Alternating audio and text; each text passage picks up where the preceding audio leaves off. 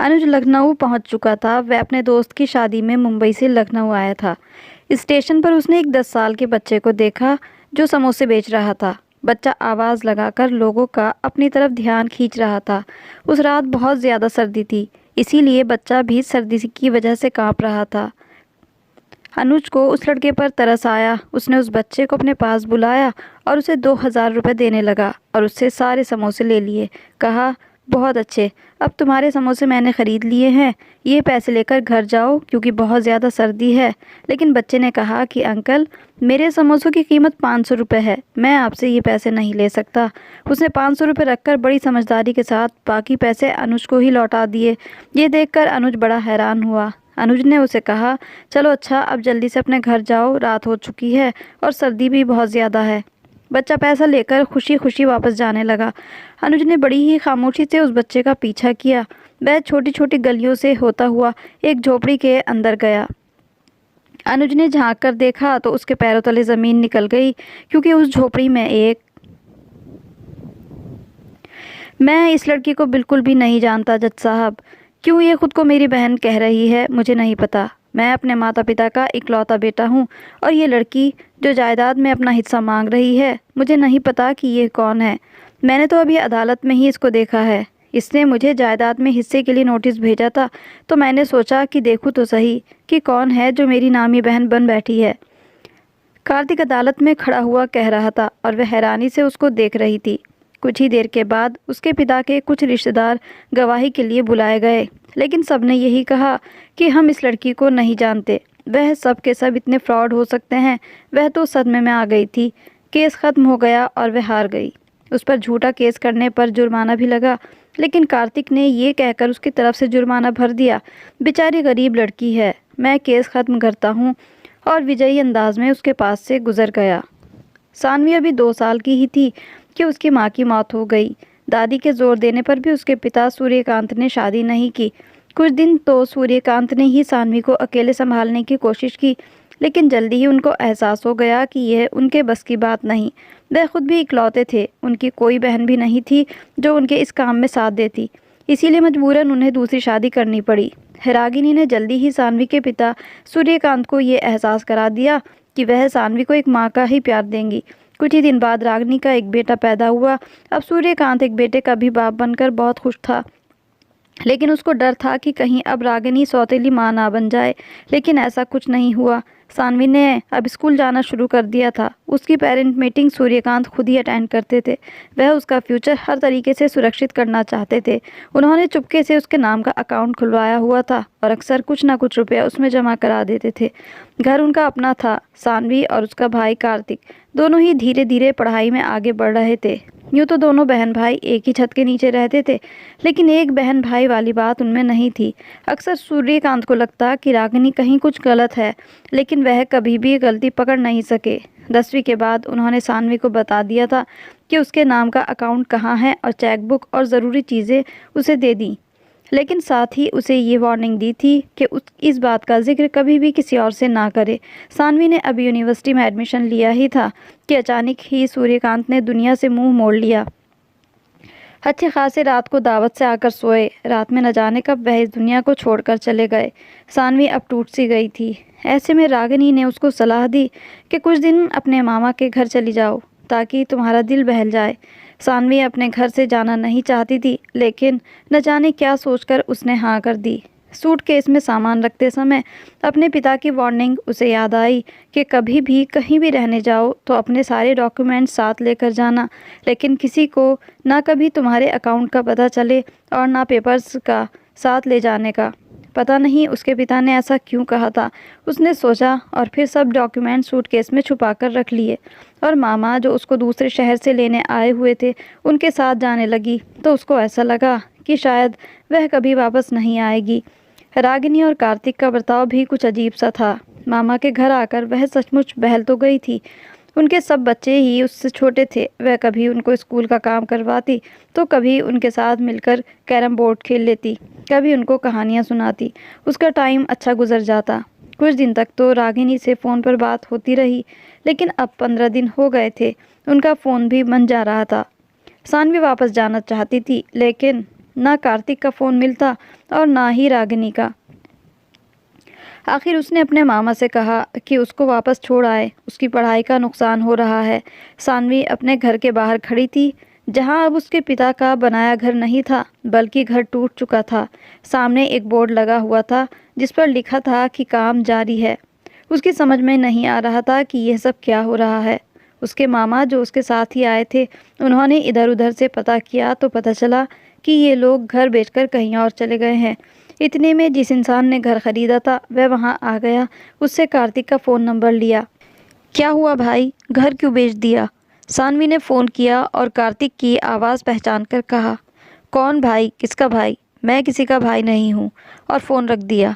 उसने दोबारा फ़ोन मिलाया तो रागिनी ने उठाया और हमेशा की तरह नरमी से बोली, देखो सानवी, मैंने तुमको बचपन से अब तक बहुत हौसले से सहन किया था, और अब जब सूर्यकांत भी नहीं रहे तो मेरा तुम्हारा रिश्ता भी ख़त्म। और हाँ, रही घर की बात, तो वह अब हमारा था, हमने बेच दिया। अब तुम उसका हिस्सा मांगने ना बैठ जाना। जो तुम्हारी परवरिश की, तुम्हें पाला, वही तुम्हारा हक था जो तुम्हें मिल चुका। और अब दोबारा फ़ोन नहीं करना। इसके बाद फ़ोन बंद हो गया। वह मामा के गले लगकर फूट फूट कर रो पड़ी। मामा, मुझे जायदाद में हिस्सा तो नहीं चाहिए था, लेकिन अब ज़रूर लूँगी। मैं उन पर केस करूँगी। सानवी, जिसने अभी वकालत पढ़नी शुरू ही की थी, मामा से बोली। उसके मामा सिद्धार्थ ने उसको समझाने की कोशिश की, लेकिन वह नहीं मानी और कार्तिक पर केस कर दिया। लेकिन जल्दी ही वह केस हार गई। फिर उसने अपने मामा के घर रहने के स्थान पर अपने शहर में ही हॉस्टल में रहकर पढ़ाई पूरी करने का फ़ैसला किया और मामा को बता दिया कि उसके अकाउंट में अभी इतनी रकम है कि वह अपनी पढ़ाई कर सकती है और हर महीने ज़रूर उनके घर आएगी। हॉस्टल में उसकी रूटमेट नताशा से उसकी बहुत अच्छी दोस्ती हो गई। वह एक अच्छे ख़ानदान की लड़की थी। वह सानवी को देखकर परेशान हो जाती और हर मुमकिन कोशिश उसका दिल बहलाने की करती थी। वह अपने घर होकर आई तो बहुत खुश थी। सानवी से बोली, कभी तो पूछ लिया करो कि मैं इतनी खुश क्यों हूँ। अगर नहीं पूछूंगी तो क्या तुम बताओगी नहीं? सानवी ने उसको छेड़ते हुए कहा। ये भी है, दीवारों को तो बताने से रही। नताशा मुस्कुराते हुए बोली। अच्छा, अब ज़्यादा ड्रामा ना करो, जल्दी बताओ कि क्या बात है, वरना तुम्हारे पेट में दर्द हो जाएगा, सानवी ने कहा और उसकी तरफ देखा तो अचानक ही एक ख़याल आया। अरे, कहीं तुम्हारा रिश्ता तो पक्का नहीं हो गया? बात तो रिश्ते की ही है, लेकिन मेरा नहीं, मेरे सबसे प्यारी कज़िन और अच्छी दोस्त श्रेया का पक्का हुआ है। और पता है, लड़का भी इकलौता है, ना भाई ना बहन, सिर्फ एक माँ है, नताशा ने बताया। अच्छा, तो रिश्ता कज़िन का हुआ है और खुश तुम हो रही हो, यह क्या बात? सानवी ने हैरत से कहा। अब अगर मेरी मंगनी होगी तो क्या तुम खुश नहीं होगी? नताशा ने उल्टा सवाल किया। क्यों नहीं होगी, एक तुम ही तो मेरी दोस्त हो, सानवी ने कहा और उसको गले से लगाया। 1 महीने बाद नताशा की कज़िन की शादी थी और नताशा की ज़िद थी कि सानवी भी साथ चले। आखिर सानवी टालने को कह ही दिया कि साथ चलेगी, तब जाकर नताशा चुप हुई। 1 महीना हवा की तरह गुजर गया। अब कल नताशा के घर में मेहंदी का प्रोग्राम था और नताशा सानवी के सर पर खड़ी थी कि उसके साथ ही उसके घर चलकर रहे। लेकिन सानवी के पास तो शादी में पहनने के कपड़े भी नहीं थे। उसको ख्याल आया, कोई बात नहीं, मेरे पहन लेना, या फिर ऐसा करो कि अभी वार्डन से अनुमति लेकर चलते हैं और शाम से पहले पहले ही आ जाएंगे। नताशा की ज़िद और प्यार के आगे सानवी मना नहीं कर सकी और दोनों जाकर ड्रेस लेकर आ गईं। नताशा ने शादी वाले दिन का सूट अपने पैसों से ही दिलवाया कि वह फिर शादी में न जाने का कोई बहाना ना बना सके, और उसको अपने घर लेकर आ गई। शादी के बाद दोनों साथ ही हॉस्टल जाएंगे। दूसरे दिन शाम में मेहंदी का फंक्शन था। सानवी अलग एक तरफ जाकर बैठ गई। कुछ ही देर में दूल्हा दुल्हन की एंट्री हुई, लेकिन उसको किसी चीज़ में दिलचस्पी नहीं थी। दुल्हन की बहनें दूल्हा से नेक ले रही थी, उसके पास कोई नहीं था, वह भी उसी तरफ आ गई। भीड़ में दूल्हा दुल्हन नज़र भी नहीं आ रहे थे। इतने में दूल्हा ने नेक दे दी तो सब ने हो का नारा लगाया और पीछे हट गए। दूल्हा भी हंसते हुए खड़ा हो गया। दूल्हा को देखते ही सानवी की आंखें फटी रह गईं।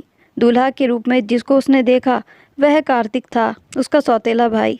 उसको देखकर वह एकदम लड़खड़ा गई और फिर दूल्हा ने हाथ बढ़ाकर उसको पकड़ लिया। कार्तिक ने घबराकर उसकी तरफ देखा और फिर वह तुरंत ही संभल गया और अपना हाथ छुड़ाना चाहा, लेकिन सानवी के दिल में न जाने क्या आई। उसने दूल्हा का हाथ मजबूती से पकड़ लिया और पास खड़ी नताशा को आवाज़ दी, नताशा मुझे चक्कर आ रहे हैं, प्लीज़ मुझे पानी देना। दूल्हा परेशान कि वह हाथ क्यों नहीं छोड़ रही है। उसने धीरे से कहा, सानवी मेरा हाथ छोड़ो, आप मुझे जानते हैं।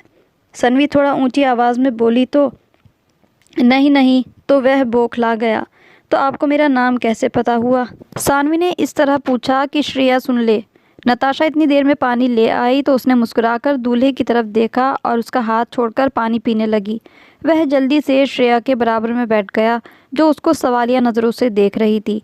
रात जब वह सोने के लिए लेटी तो उसको बचपन की एक कहानी याद आ गई, जो अभी कुछ दिन पहले ही उसने मामा की बेटी को सुनाई थी। वह बहुत देर तक सोचती रही और एक नतीजे पर पहुंचकर सो गई। दूसरे दिन शादी थी। उसने चुपके से मामा को फ़ोन किया और उनको सब बात समझाई कि वह क्या करने जा रही है। सानवी आज बहुत अच्छी तरह तैयार हुई, हल्का हल्का मेकअप भी किया और नताशा के साथ शादी की पार्टी में पहुंच गई। कुछ ही देर बाद उसके मामा भी अपने साथियों के साथ पहुंच चुके थे। शादी की रस्में शुरू होने वाली थी। दूल्हा दुल्हन और उनके माता पिता स्टेज पर बैठे थे। दुल्हन के पिता ने कहा, शुरू कीजिए पंडित जी। एक मिनट रुकिए पंडित जी, माफ़ी चाहती हूँ, मुझे शादी से पहले दूल्हा से कुछ पूछना है, सानवी ने कहा। तो नताशा ने उसकी तरफ हैरानी से देखा।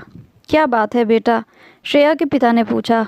अंकल परेशानी की कोई बात नहीं, मैं इनको बहुत अच्छे से जानती हूँ, बहुत अच्छे माँ बेटे हैं। मुझे इनसे शादी भी नहीं करनी, लेकिन मुझे सिर्फ एक सवाल पूछना है, अगर आपकी अनुमति हो तो कर लूँ, सानवी ने कहा। तो दूल्हा घबरा गया। उसकी घबराहट देखकर श्रेया के पिता ने हाँ कर दी कि न जाने क्या बात है। उनकी बेटी के फ्यूचर का सवाल था। अंकल मेरी कार्तिक से मंगनी हुई थी और ये अचानक अपना घर छोड़कर न जाने कहाँ शिफ्ट हो गए, और अब कल मैंने इनको यहाँ मेहंदी के फंक्शन में देखा। मुझे इनसे अब सिर्फ यह पूछना है कि मुझसे मंगनी क्यों की थी जब शादी श्रेया से करनी थी, सानवी ने कहा। तो सबकी सवालिया नज़रें कार्तिक पर जम गईं। कार्तिक ने घबराकर पहले श्रेया की तरफ देखा, जिसकी नज़र में शक था। वह अब अलग होकर बैठ गई थी। सानवी क्या बेवकूफ़ी की बात कर रही हो? भला कार्तिक की तुमसे मंगनी कैसे हो सकती है? कार्तिक की माँ ने कहा। ओहो अच्छा, आप भी मुझे पहचानती हैं? तो आंटी सॉरी, बल्कि मैं तो आपको माँ ही बुलाती थी, उसने आंखों में आए आंसू पीते हुए कहा। कार्तिक से मेरी मंगनी क्यों नहीं हो सकती थी? रागिनी और कार्तिक दोनों ही बेचैनी का शिकार थे। हम तुम्हारे किसी सवाल का जवाब देना ज़रूरी नहीं मानते। पंडित जी आप मंत्र पढ़ना शुरू कीजिए, कार्तिक पंडित से बोला। नहीं, पहले हमको जवाब चाहिए कि तुमने इस लड़की से मंगनी के बावजूद शादी क्यों नहीं की, श्रेया के पिता ने कहा। अंकल यकीन मानिए, ना मेरी इससे मंगनी हुई थी और ना ही कभी हो सकती है। दुनिया इधर की उधर हो जाए, मैं किसी से भी मंगनी या शादी कर सकता हूँ, मगर इससे नहीं, कार्तिक बोला। वही तो मैं पूछ रहा हूँ कि मुझे वजह बताओ, क्या पता कल तुम मेरी बेटी को भी छोड़ दो, श्रेया के पिता बोले। कार्तिक ने एक नज़र अपनी माँ को देखा और फिर सानवी को, फिर श्रेया और उसके पिता को देखकर बोला, ये मेरी बहन है अंकल, इसकी और मेरी माँ एक नहीं है, लेकिन हम दोनों का पिता एक ही थे। कैसी बात कर रहे हो कार्तिक, मैं तुम्हारी बहन हूँ। श्रेया तुम्हें इसने कभी बताया कि उसकी कोई बहन है? सानवी ने पहले कार्तिक और फिर श्रेया की तरफ देखकर पूछा। श्रेया ने नहीं में गर्दन हिलाई। क्या परेशानी है सानवी, तुम क्या चाहती हो? रागिनी बोली। सिर्फ अपने सवाल का जवाब कि मुझसे शादी क्यों नहीं की, सानवी ने आराम से कहा। भाई बहन की शादी हुई है कभी? क्यों बेवकूफ़ी की बात कर रही हो, कार्तिक ने कहा। अच्छा तो मैं आपकी बहन हूँ, कोई गवाह है आपके पास, सानवी ने पूछा। गवाह? कार्तिक हड़बड़ा गया कि वह दोनों बूढ़े जिन्होंने अदालत में सानवी को उसके कहने पर बहन मानने से इनकार किया था, इस शादी की पार्टी में मौजूद थे। उसने एक बार फिर उनको बुलाया। सानवी ने मामा को इशारा किया। वह अपने दोनों दोस्तों को लेकर पास आ गए। मौसा जी आप और चाचा आप बताइए कि सानवी मेरी बहन है ना, कार्तिक ने कहा। जी आपकी गवाही बड़ी समझी जाएगी, ने कहा। तो उन्होंने बताया कि ये दोनों सचमुच ही बहन भाई हैं। अब सानवी के मामा ने सारे मेहमानों को ऊंची आवाज़ में कहा, आप सब गवाह हैं कि कार्तिक ने खुद भी बताया है और उनके रिश्तेदारों ने भी गवाही दी है कि सानवी और कार्तिक भाई बहन हैं। सब ने हाँ में सिर हिलाया। तो मामा ने अपने साथियों की तरफ देखकर कहा, सर आप भी इनकी बात का यकीन करते हैं? आपने इनका बयान रिकॉर्ड कर लिया ना? इन्होंने भी हाँ कर दी। तो सानवी ने श्रेया और उसके पिता की तरफ देखा और कहा, अंकल बहुत माफ़ी चाहती हूँ कि आपकी पार्टी ख़राब कर दी, लेकिन मेरे पास कोई और रास्ता नहीं था। कार्तिक सचमुच ही मेरा भाई है और यह आंटी मेरे पिता की बेगम यानी मेरी सौतेली माँ हैं। हालांकि इन्होंने मेरे अच्छे से परवरिश की और मैंने भी इनको माँ ही समझा, लेकिन मुझे नहीं पता था कि इनके दिल में क्या था। मेरे पिता की मौत के बाद इन्होंने मुझे मामा के साथ दूसरे शहर भेज दिया और जब मैं वापस आई तो मुझसे हर नाता तोड़ लिया। मुझे जायदाद से कोई दिलचस्पी नहीं थी, मगर इनके बर्ताव की वजह से मैंने इन पर केस कर दिया, जहां इन दोनों बड़े बुजुर्गों ने ही कुछ रकम के बदले मुझे पहचानने से इनकार कर दिया। जब मैं यहाँ शादी में कार्तिक को दूल्हा के रूप में देखा तो अचानक ही मुझे ये ड्रामा करने का ख्याल आया और आखिर कार्तिक को इतने लोगों के बीच मानना ही पड़ा कि मैं इसकी बहन हूँ। एक बार फिर मैं आपसे माफ़ी चाहती हूँ। सानवी कहती चली गई, चलिए मामा, मैं आपके साथ वापस चल रही हूँ। और कार्तिक, मुझे अभी भी कोई हिस्सा नहीं चाहिए, बस मुझे बहन मान लिया, इसका शुक्रिया। और सबको हक्का बक्का छोड़कर वह अपने मामा के साथ बाहर आ गई। तो उसको इस बात से कोई दिलचस्पी नहीं थी कि कार्तिक और श्रेया की शादी हो या नहीं। अपने मामा के साथ उनके घर पर रहने लगी। तो सानवी की मामी ने अपने पति से कहा, मेरे दिमाग में एक योजना है, अगर आप मेरा साथ दें। तो उसने अपनी पत्नी से कहा, कैसी योजना, ज़रा बताओ तो। वह अपने पति से कहने लगी, सन्वी अब हमारे घर में रहेगी। आप जानते हैं कि सन्वी का हमारे अलावा कोई भी नहीं। यही सोच रही थी कि अपने बेटे की शादी सन्वी के साथ कर दी जाए।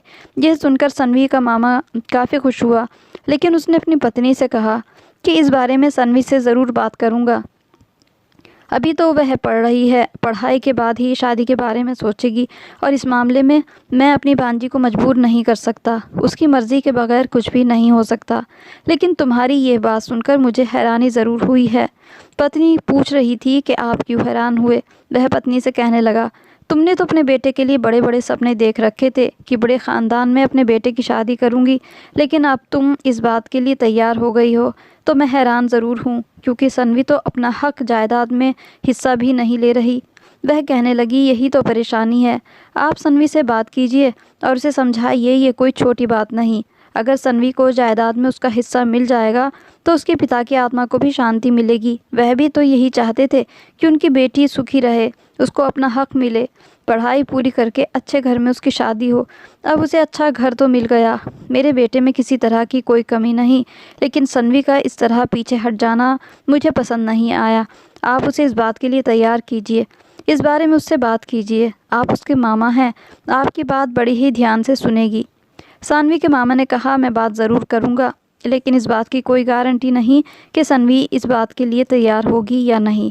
तो उसकी पत्नी कहने लगी, बात तो करके देखिए, मुझे उम्मीद है वह एक समझदार लड़की है, वह आपकी बात ज़रूर मानेगी। सन्वी जैसे ही यूनिवर्सिटी से वापस आई तो मामा उसके इंतज़ार में बैठे थे। उन्होंने सन्वी को अपने पास बुलाया और कहा, बेटी, मैं तुमसे एक बात करना चाहता हूँ। सानवी ने कहा कि मामा बोलिए, आप क्या कहना चाहते हैं। वह कहने लगे, बेटी, मैं तुम्हें अपनी सगी औलाद से कम नहीं समझता। मेरे घर में बेटी नहीं थी, लेकिन तुम्हारी सूरत में मुझे अपनी बेटी मिली है। मेरा बेटा साहिल तुम्हारे सामने है, तुम्हारा कज़िन है।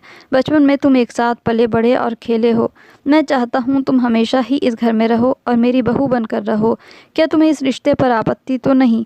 सन्वी ने मामा से कहा कि आप मेरे बड़े हैं, आप मेरे संरक्षक हैं, मुझे आपके किसी फैसले पर कोई आपत्ति नहीं हो सकती।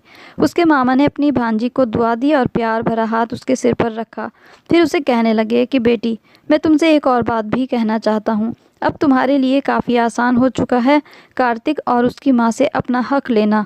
पहले तो वह इस बात को अस्वीकार कर रहे थे, तुम्हें पहचानने से भी इनकार कर दिया था, लेकिन अब सारे लोगों के सामने इस बात का इकरार किया कि तुम उनकी बहन हो। मैं यही चाहता हूँ कि तुम जायदाद में अपना हिस्सा की मांग करो, किसी हाल भी अपने हक को मरने ना दो।